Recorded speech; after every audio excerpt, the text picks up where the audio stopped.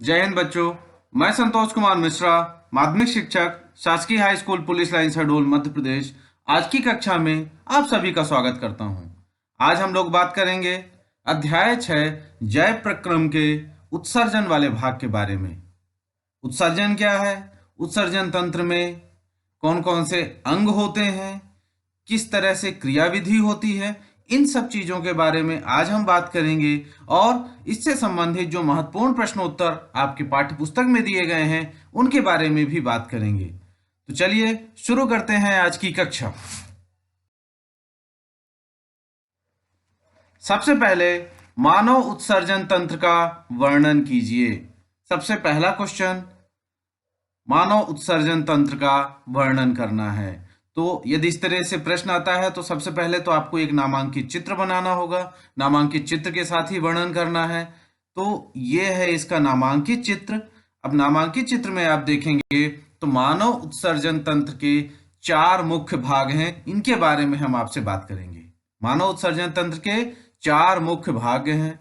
पहला है वृक्क अर्थात किडनी, दूसरा है मूत्रवाहिनी अर्थात यूरेटर, मूत्राशय यूरिनरी ब्लैडर और मूत्र मार्ग यूरेथ्रा। इन चारों के बारे में बात करेंगे। ये चारों नाम आपको याद होने चाहिए और कितने हैं, कहाँ हैं, इसके बारे में भी आपको जानकारी होनी चाहिए। तो चित्र देखिए, चित्र देखकर आपको समझ में आ जाएगा। यह है उत्सर्जन तंत्र का, मानव उत्सर्जन तंत्र का। तो हम जानते हैं मनुष्य में एक विकसित उत्सर्जन तंत्र पाया जाता है जिसके द्वारा यह नाइट्रोजन युक्त जो उत्सर्जी पदार्थ होते हैं उनको शरीर से बाहर करता है। अब मनुष्य में जो उत्सर्जन का कार्य है वो किनके द्वारा किया जाता है? तो ये है मुख्य 4 अंग जिनके द्वारा यह उत्सर्जन कार्य किया जाता है। तो सबसे पहले हम बात करते हैं वृक्क के बारे में अर्थात किडनी के बारे में। तो आपको ये दिख रहा होगा, ये किडनी है। क्या है ये? किडनी। कितनी संख्या है इनकी देखिए, ये 2 है, एक राइट साइड एक लेफ्ट साइड। तो ये किडनी है।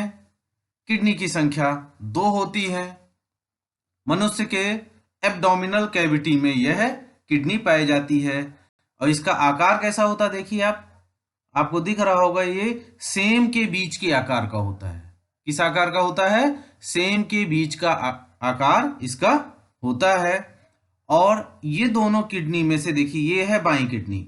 कौन सी किडनी है ये? बाईं किडनी। और ये है कौन सी किडनी? दाईं किडनी। तो दाईं किडनी कुछ नीचे होती है। आपको दिख रहा होगा दोनों सेम नहीं है, ये दोनों एक ही जगह, मतलब एक ही बराबर में नहीं है। ये क्या है? कुछ नीचे है। दाईं किडनी जो है वो लीवर की उपस्थिति के कारण ये कुछ नीचे होती है। तो एक और विशेषता कि दाईं किडनी कुछ नीचे होती है। जब भी चित्र बनाएंगे तो ध्यान रखेंगे दोनों को इक्वल नहीं रखेंगे। बाएं किडनी कुछ ऊपर और दाएं किडनी तुलनात्मक रूप से इसकी तुलना में यहाँ कुछ नीचे होगा। अब किडनी की जो बाहरी सतह है वह उत्तल और आंतरिक सतह कैसी होती है? अवतल होती है। और अवतल सतह पर एक गड्ढा होता है जिसे हाइलम कहते हैं। ये देखिए, ये वाला भाग क्या कहलाता है? ये भाग हाइलम कहलाता है। क्या कहलाता है? हाइलम। तो यहां भी हाइलम, और ये वाला भाग, ये देखिए बीच में जो गड्ढा दिख रहा है ये क्या कहलाता है? हाइलम कहलाता है। और हाइलम से ही मूत्र वाहिनी निकलती है। ये देखिए, ये हाइलम से ही मूत्र वाहिनी निकल रही है। ये क्या है? ये मूत्र वाहिनी है। अभी इसके बारे में हम लोग पढ़ेंगे। ये है मूत्र वाहिनी। तो हाइलम से ही मूत्र वाहिनी निकलती है और यहीं से ये जो आर्टरीज हैं और वेन वो अंदर जाती हैं। रीनल आर्टरी, रीनल वेन, ये अंदर जाती हैं यहीं से। ये देखिए, ये दिख रहा है आपको, ये अंदर जा रही हैं।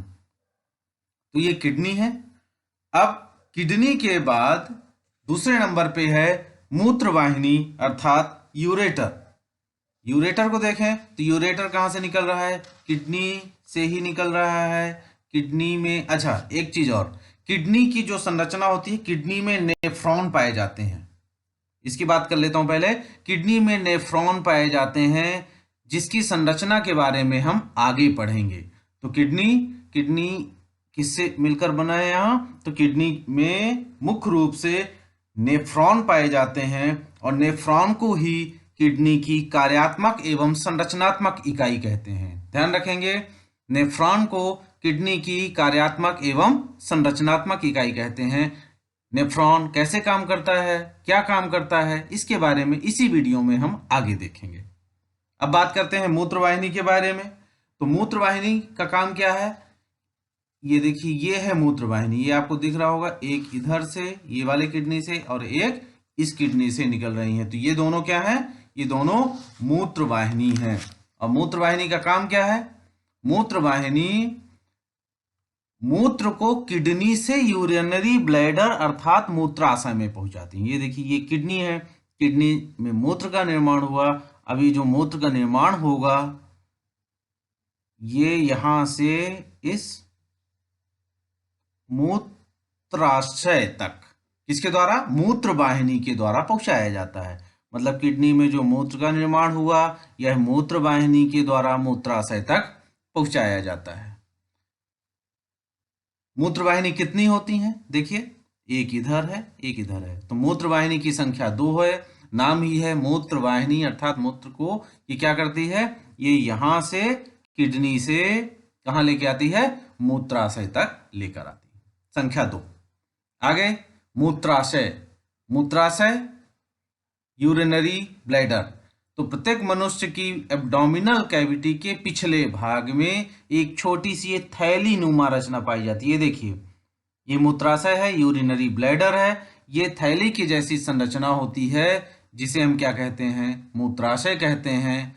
प्रत्येक यूरेटर, देखिए ये 2 यूरेटर हैं, मतलब 2 मूत्रवाहिनी है। तो ये एक मूत्रवाहिनी यहां से मूत्र लेके आया, एक मूत्रवाहिनी दूसरा ये यहां से मूत्र लेके आया, और दोनों यहां क्या करते हैं, दोनों यहां मूत्राशय में मूत्र को छोड़ देते हैं और मूत्राशय में ही मूत्र इकट्ठा होता है। यूरिन जो इकट्ठा होता है कहाँ होता है, मूत्राशय में होता है, यूरिनरी ब्लैडर में होता है, और यहाँ इकट्ठा रहता है। समय आने पर यह मूत्र मार्ग या यूरेथ्रा के द्वारा, ये यूरेथ्रा है, यूरेथ्रा के द्वारा हमारे शरीर से बाहर निकाल दिया जाता है।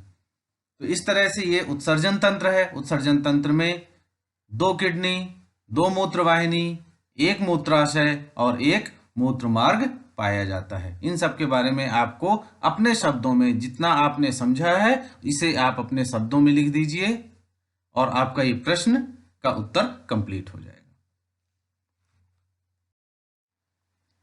अब चलिए आगे देखते हैं।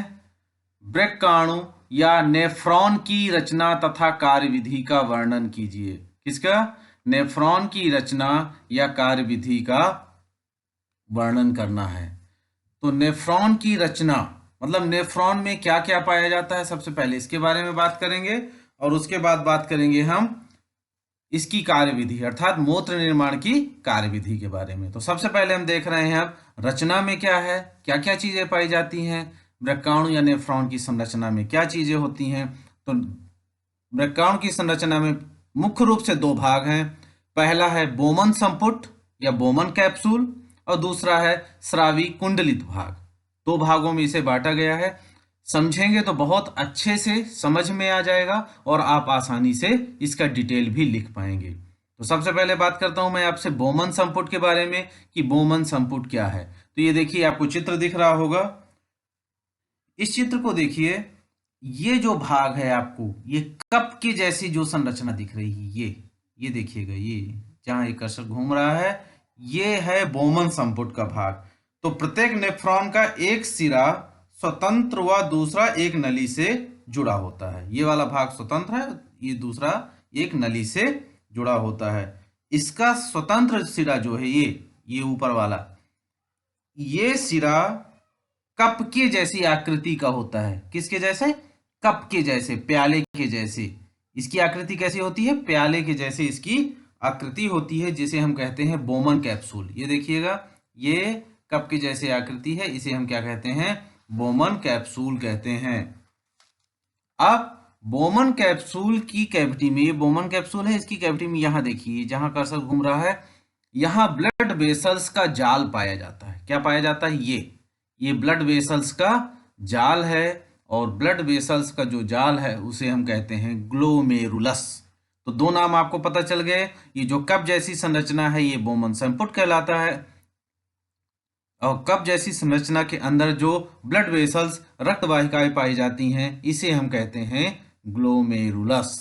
तो ये दो चीजें हैं, और इसमें आर्ट्रियोल पाई जाती हैं, दो हैं, एक लाने के लिए और एक ले जाने के लिए, मतलब ब्लड लाने के लिए और ब्लड ले जाने के लिए। तो एक को एफरेंट आर्ट्रियोल कहते हैं, दूसरे को इफरेंट आर्ट्रियोल कहते हैं। एफरेंट जो ब्लड लेके आती हैं यहां, और इफरेंट जो यहां से ब्लड लेके जाती हैं। तो ये दो आर्ट्रियोल होते हैं ये। तो ये इसकी संरचना हो गई बोमन संपुट की। तो बोमन संपुट के बारे में आपको लिख देना है कि बोमन संपुट में क्या होता है, प्याले जैसे कप की जैसी संरचना होती है, और कप की जैसी संरचना जो है उसके अंदर ब्लड वेसल्स या रक्त वाहिकाओं का जाल पाया जाता है, जिसे हम क्या कहते हैं, ग्लोमेरुलस कहते हैं। और इसमें रीनल आर्टरी जो होती हैं यह किडनी में जाकर कई शाखाओं में बढ़ती हैं, जिसे हम आर्ट्रियोल कहते हैं। और यह आर्ट्रियोल कैप्सूल में, किसमें, बोमन कैप्सूल में ब्लड ले जाती है। जो ले जा रही है वह है एफरेंट आर्ट्रियोल, और जो लेके आती है वह है इफरेंट आर्ट्रियोल। तो ये पहला भाग हो गया। दूसरा भाग हम देखते हैं, स्रावी कुंडलित भाग। स्रावी कुंडलित भाग में मुख्य रूप से ये तीन भाग होते हैं, समीपस्थ कुंडलित नलिका या पीसीटी, दूसरा हेनले लूप, तीसरा है दूरस्थ कुंडलित नलिका या डीसीटी। क्या है ये? तो बोमन कैप्सूल के पीछे का जो भाग होता है, ये देखिए ये बोमन कैप्सूल है, इसके पीछे का जो भाग होता है वह स्रावी कुंडलित भाग कहलाता है। ये क्या कहलाता है, यहां से, ये इसके बाद यहां से ये क्या कहलाता है, ये जितना दिख रहा है आपको, ये क्या है, स्रावी कुंडलित भाग है। ये देखिए ये पूरा यहां से ये क्या है, स्रावी कुंडलित भाग है, ये कुंडलित भाग है। ये देखिए, देखते जाइए इसको, ये कुंडलित भाग है यहां तक। तो स्रावी कुंडलित भाग के मुख्य रूप से तीन भाग हैं। पहला है समीपस्थ कुंडलित नलिका। तो बोमन कैप्सूल के पास का भाग जो है, ये बोमन कैप्सूल है, इसके पास का जो भाग है, ये वाला भाग, बिल्कुल पास का जो भाग है, तो यह जो पास का भाग है ये क्या कहलाता है, समीपस्थ कुंडलित नलिका या पीसीटी, प्रॉक्सिमल कन्वोल्यूटेड ट्यूब्यूल, या पीसीटी कहते हैं, शॉर्ट में हम इसे पीसीटी कहते हैं। समीपस्थ, किसके समीप, बोमन संपुट। तो समीपस्थ कुंडलित, ये कैसी रहती है नलिका, कुंडलित रहती है, कॉइल्ड। देखिए ये कुंडलित नलिका है, तो इसे कहते हैं समीपस्थ कुंडलित नलिका। वेरी सिंपल, समीप में पाया जाता है किसके, बोमन संपुट के। तो बोमन संपुट के पास पाया जाने वाला कुंडलित भाग समीपस्थ कुंडलित नलिका कहलाती है। दूसरा, अब ये समीपस्थ कुंडलित नलिका के बाद देखिए, ये समीपस्थ कुंडलित नलिका है ये पूरा, ये देखिए। अब यहां से ये वाला भाग, ये देखिएगा, ये भाग जो ये यू के आकार का दिख रहा है आपको, ये क्या है, पीसीटी, मतलब समीपस्थ कुंडलित नलिका के बाद जो यू आकार का है ये कहलाता है हेनले लूप। ये ध्यान रखिएगा, ये क्या कहलाता है, ये हेनले लूप कहलाता है। ये आपको दिख रहा होगा, ये ऐसे, ये हेनले लूप कहलाता है। दूसरा हो गया हेनले लूप। तीसरा है दूरस्थ कुंडलित नलिका। तो हेनले लूप के बाद का ये भाग, हेनले लूप के बाद का ये वाला भाग, ये दिख रहा है आपको, ये भी कुंडलित है। तो नेफ्रॉन के अंतिम भाग में दूरस्थ कुंडलित नलिका पाई जाती है। यह भाग छोटा और मोटा होता है, और यह भाग किडनी में ही स्थित एक नलिका में खुलता है। ये देखिए, ये वाला भाग कहाँ खुलता है, किडनी में स्थित एक नलिका में खुलता है, जिसे हम कहते हैं संग्राहक वाहिनी। तो ये देखिएगा, ये है दूरस्थ कुंडलित नलिका, और ये यहाँ खुल रहा है। ये देखिए, ये वाला भाग कहाँ खुल रहा है, ये इसमें खुल रहा है, ये आपको पूरा दिख रहा है। ये क्या है, संग्राहक वाहिनी है। संग्राहक वाहिनी अर्थात कलेक्टिंग डक्ट है, ये कलेक्टिंग डक्ट है। और ये कहाँ खुल रहा है, दूरस्थ कुंडलित नलिका जो है वो संग्राहक वाहिनी में खुल रहा है। तो इस तरह से इसके तीन भाग हो गए। कौन कौन से, समीपस्थ कुंडलित नलिका, बोमन कैप्सूल के पीछे का भाग बोमन कैप्सूल के पास का भाग जो कुंडलित होता है ये कहलाता है समीपस्थ कुंडलित नलिका। दूसरा हेनले लूप, तो हेनले लूप यू आकार का होता है जो कि समीपस्थ कुंडलित नलिका के बाद का भाग होता है। तीसरा है दूरस्थ कुंडलित नलिका, तो दूरस्थ कुंडलित नलिका जो है इसको डीसीटी कहते हैं। यह हेनले लूप के बाद का भाग होता है, छोटा और मोटा होता है, और यह कहाँ खुलता है? यह संग्राहक वाहिनी में खुलता है। ठीक है, अब यहाँ देखिए ये क्या है, इसको भी जान लें हम। ये है संग्राहक वाहिनी। संग्राहक वाहिनी में क्या होता है? ये कलेक्ट करता है, क्या यहाँ से क्या कलेक्ट करेगा? ये मूत्र कलेक्ट करता है। तो ये हो गई नेफ्रॉन की संरचना।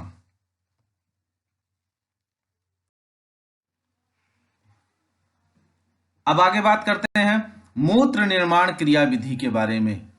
ये नेफ्रॉन की संरचना हमने देख लिया। अब नेफ्रॉन की संरचना तो समझ में आ गया, लेकिन अब मूत्र निर्माण की क्रिया कैसे होती है इसके बारे में देख लेते हैं, या नेफ्रॉन कैसे काम करता है उसके बारे में जान लेते हैं कि नेफ्रॉन का काम क्या है और यह कैसे करता है। तो इसमें मूत्र निर्माण की क्रिया विधि में मुख्य रूप से 3 चीजें हैं। क्रिया विधि में 3 है।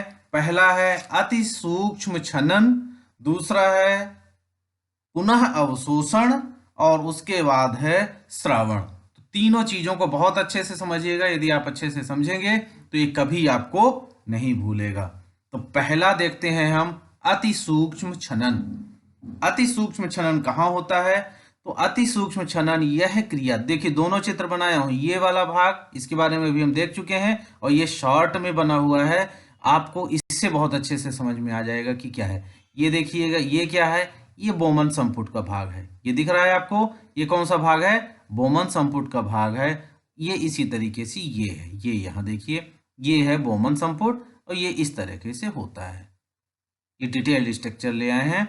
ये है बोमन संपुट, और बोमन संपुट के पीछे का भाग ये नीचे देख लीजिए। ये पूरा आगे मान लेते हैं क्या है? समीपस्थ कुंडलित नलिका है। फिर ऐसे यहाँ हेनले लूप बन जाएगा, और फिर यहाँ पर क्या बन जाएगा? दूरस्थ कुंडलित नलिका, जिसका पूरा डिटेल यहाँ नहीं है, ये यहाँ है। ये आपको समझाने के लिए है कि किस तरह से मूत्र निर्माण की क्रिया विधि होती है। अब देखिए पहला अति सूक्ष्म छनन कैसे होता है? तो यह क्रिया नेफ्रॉन की बोमन्स कैप्सूल में होती है। कहाँ होती है? बोमन्स कैप्सूल में होती है। बोमन कैप्सूल और ग्लोमेरुलस की भित्ति आपस में मिलती हैं। ये बोमन कैप्सूल है, ये देखिएगा, ये क्या है? ये बोमन कैप्सूल है। और ये जो है, ये क्या है? ये ग्लोमेरुलस है।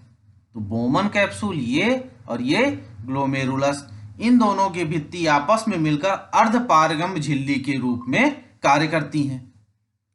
किस रूप में? अर्धपारगम झिल्ली के रूप में कार्य करती हैं। अब सर्वप्रथम जो एफरेंट आर्ट्रियोल के द्वारा रक्त ग्लोमेरुलस में आता है, ये देखिएगा, ये रक्त आ रहा है अपवाही धमनिका, एफरेंट आर्ट्रियोल, अपवाही धमनिका या एफरेंट आर्ट्रियोल के द्वारा रक्त कहाँ आता है?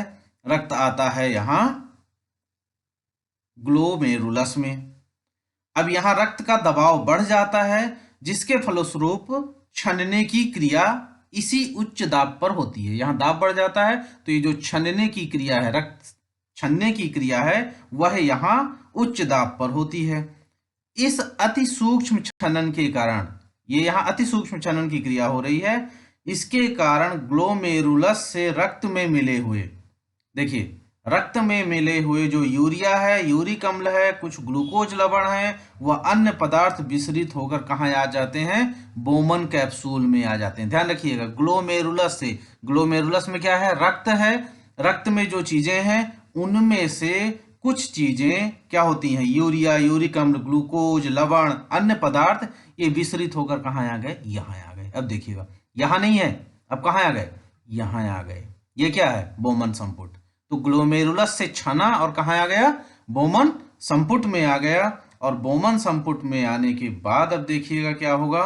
बोमन संपुट में आने के बाद यह इस डक्ट में चला जाता है, जो समीपस्थ कुंडलित नलिका है, हेनले लूप है, और दूरस्थ कुंडलित नलिका है, यहाँ चला आया। तो यह पहली प्रक्रिया हो गई, कौन सी? अति सूक्ष्म छनन की। अब देखिए पुनः अवशोषण क्या है? तो पुनः अवशोषण के बारे में जान लेते हैं कि क्या है ये। तो बोमन कैप्सूल में रक्त में जो उत्सर्जी पदार्थ हैं वो छनकर कहाँ आ गए हैं, बोमन कैप्सूल में आ गए हैं ग्लोमेरुलस से।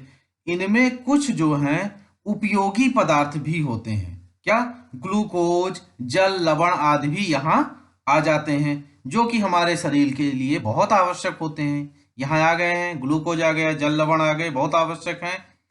और यदि यह मूत्र के साथ क्या किया जाए, हमारे शरीर से बाहर निकाल दिया जाए तो हमको प्रॉब्लम हो सकती है। तो अब इसके लिए भी एक प्रक्रिया है, नेफ्रॉन के चारों तरफ, ये देखिएगा, ये देखिए, अब यहाँ देख लीजिए, ये चारों तरफ है, चारों तरफ रीनल आर्ट्रियोल व रीनल वेन्यूल, ये वृक्कशिरा और वृक्क धमनी, इनकी शाखाएं चारों तरफ जाल के रूप में बिछी रहती हैं।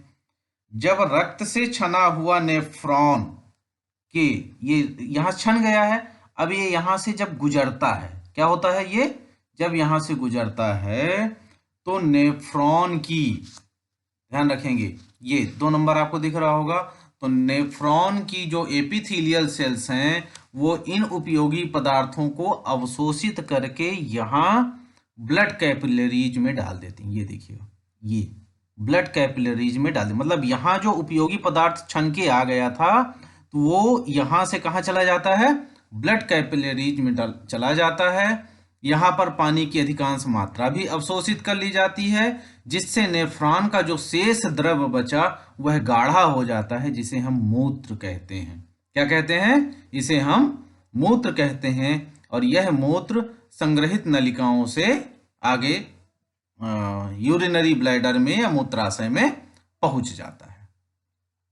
तो दूसरा क्या हो गया, पुनः अवशोषण। पुनः अवशोषण का मतलब है कि ग्लोमेरुलस से बोमन संपुट में जो उपयोगी पदार्थ आ गए थे, जो हमारे शरीर से बाहर नहीं जाने चाहिए, वो पुनः क्या होते हैं, इनके द्वारा ब्लड कैपिलरीज में यहाँ से भेज दिए जाते हैं कि आप उपयोगी पदार्थ हो, आपको बाहर नहीं जाना है, तो आप कहाँ जाओ, फिर से वापस शरीर में चले जाओ। तो इस तरीके से यहाँ आ गए। तो ये दूसरा पॉइंट हो गया। तीसरा पॉइंट देखिए, तीसरा पॉइंट कहता है कि श्रावण। तो श्रावण में क्या होता है, ग्लोमेरुलस में फिल्ट्रेशन के बावजूद, यहाँ ग्लोमेरुलस में फिल्ट्रेशन हुआ, इसके बावजूद इसमें कुछ उत्सर्जी पदार्थ यहाँ भी रह जाते हैं। जैसे यहाँ उपयोगी पदार्थ आ गए तो वैसे यहाँ कुछ उत्सर्जी पदार्थ भी रह जाते हैं। इन्हें नेफ्रॉन की दीवार की कोशिकाएं अवशोषित कर लेती हैं। अब देखिए, ये जो है ना, ये इसके चारों तरफ रहता है, चारों तरफ बिल्कुल फैला हुआ है। तो ये क्या होता है, यहाँ जो कुछ उत्सर्जी पदार्थ रह जाते हैं, ये पुनः किसके द्वारा अवशोषित कर लिए जाते हैं, नेफ्रॉन की कोशिकाओं के द्वारा अवशोषित कर लिए जाते हैं। क्योंकि ये ग्लोमेरुलस से आने वाली जो ये केशिकाएं हैं, ग्लोमेरुलस से आने वाली केशिकाएं क्या होती हैं, नेफ्रॉन के चारों तरफ जाल के रूप में होती हैं, नेफ्रॉन के चारों तरफ जाल के रूप में स्थित होती हैं। अब नेफ्रॉन द्वारा अवशोषित ये अवशिष्ट पदार्थ, ये अवशोषित कर लिया गया अवशिष्ट पदार्थ, जैसे यूरिया, यूरिक अम्ल, अमोनिया आदि, यह कहाँ, मूत्र में शामिल हो जाते हैं। इस तरीके से ये मूत्र का निर्माण होता है। तो पहले में क्या है, अति सूक्ष्म छनन, एक बार फिर से देख लें। अति सूक्ष्म छनन में क्या होता है, ग्लोमेरुलस और बोमन संपुट, इन दोनों के बीच में ये अर्धपारगम झिल्ली का कार्य करते हैं। यहाँ से छन के, ग्लोमेरुलस से छनकर रक्त कहाँ आ जाता है, बोमन संपुट में आ जाता है। यहाँ कुछ उपयोगी पदार्थ भी होते हैं। तो दूसरी प्रक्रिया है पुनः अवशोषण। ये जो उपयोगी पदार्थ होते हैं ये क्या होते हैं, ये मूत्र के रूप में शरीर से बाहर न निकले, इसलिए यह पुनः ये जो ब्लड कैपिलरीज होती हैं चारों तरफ इसके फैली रहती हैं, वहाँ ये चले जाते हैं, ये अवशोषित करके यहाँ इसको ट्रांसफर कर देते हैं। दूसरा और तीसरा श्रावण में क्या होता है कि यहाँ से कुछ जो कौन से पदार्थ, उत्सर्जी पदार्थ भी यहाँ चले जाते हैं। तो चूंकि ये नहीं रहना चाहिए हमारे ब्लड में, तो ये जो उत्सर्जी पदार्थ होते हैं इसको फिर क्या किया जाता है, जो नेफ्रॉन की सेल्स हैं वो अवशोषित कर लेती हैं यहाँ से और उत्सर्जी पदार्थों को ले लेती हैं। मतलब यहाँ जो बचा वो पदार्थ कहलाता है मूत्र, और यह हमारे शरीर से बाहर निकाल दिया जाता है। अब अगला देखें, उत्सर्जी उत्पाद से छुटकारा पाने के लिए पादप किन विधियों का उपयोग करते हैं। तो पादप अपशिष्ट पदार्थों से छुटकारा प्राप्त करने के लिए विविध तकनीकों का उपयोग करते हैं। क्या करते हैं पौधे, अपशिष्ट पदार्थ कोशिका रिक्तिका में संचित किए जा सकते हैं, कहाँ? कोशिका रिक्तिका में संचित किए जा सकते हैं। गोंद व रेजिन के रूप में अवशिष्ट पदार्थ पुराने जाइलम में संचित रहते हैं। गोंद और रेजिन देखते हैं आप पौधों से प्राप्त होते हैं हमको, तो ये अवशिष्ट पदार्थ जो है वो पुराने जाइलम में संचित रहते हैं।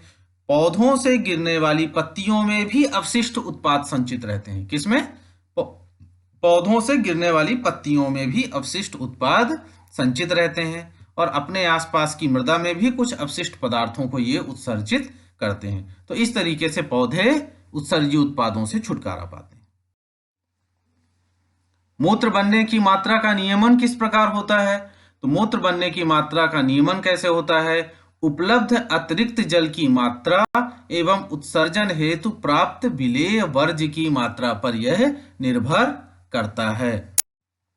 हम जानते हैं कि मनुष्य एवं अन्य प्राणियों में जब जल की अधिक मात्रा हो जाती है, किसकी? जल की अधिक मात्रा हो जाती है, जब हम लोग ज्यादा जल पी लेते हैं तब जल की अधिक मात्रा को वृक्क के जो नेफ्रॉन्स हैं वो रक्त से जल को अवशोषित करके मूत्र के रूप में बाहर निकाल देते हैं। यदि जल की मात्रा ज्यादा हो गई तो जो नेफ्रॉन्स है वो क्या करते हैं? जल को अवशोषित करते हैं रक्त से और मूत्र के रूप में शरीर से बाहर निकाल देते हैं। इस अवस्था में मूत्र क्या हो जाता है? अल्प पराशरयी हो जाता है। और जब मनुष्य एवं अन्य प्राणियों में आवश्यकता से अधिक जल की क्षति होती है तो फिर यहां क्या होता है? मूत्र से जो मूत्र के रूप में जल निकाला जाता है वो कम निकाला जाता है। उस स्थिति में मूत्र अति पराशरयी हो जाता है। तो ये दोनों स्थितियां होती हैं। यदि ज्यादा मात्रा में हमने जल ले लिया है तो वह जल हमारे शरीर से ज्यादा मात्रा में निकाला जाएगा, और यदि हमारे शरीर से जल की मात्रा जो है वो ज्यादा वेस्ट हो रही है, कहीं दूसरी जगह से भी उसको निकाला जा रहा है, तो ये जो मूत्र है वह क्या हो जाएगा? वह अति पराशरयी हो जाएगा और जल की क्षति मूत्र से नहीं होगी।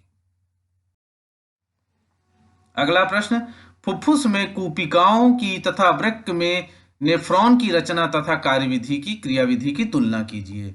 तो फुफ्फुस में कूपिकाओं की रचना श्वसन नलिकाओं के सिरे के फूले हुए गुब्बारों की तरह होती है, देख चुके हैं हम लोग, जो कूपिकाएं एल्वियोलाई होती हैं वो। जबकि नेफ्रॉन की रचना में रुधिर केशिकाओं का गुच्छा होता है। नेफ्रॉन की रचना में ब्लड कैपिलरीज का गुच्छा होता है जो एक नलिका के कप के आकार के सिरे के अंदर स्थित होता है। तो ये दोनों की संरचना हो गई। कार्य देखिए, तो कूपिका का कार्य क्या होता है? गैसों के विनिमय के लिए सतह उपलब्ध कराना होता है। और जबकि नेफ्रॉन का काम क्या है? यह मूत्र का निस्यंदन करना, फिल्ट्रेशन करना, छानना व मूत्र में मिले आवश्यक पदार्थों का पुनरावशोषण करना है। इन दोनों के बारे में हम अच्छे से पढ़ चुके हैं, दोनों की तुलना करके हमें इसके बारे में लिख देना है। उम्मीद करता हूं कि ये प्रश्न आपको अच्छे से समझ में आ गए होंगे। आप इन्हें ये चित्र बनाइए अपनी कॉपी में, इनका रिवीजन कीजिए। बहुत बहुत धन्यवाद।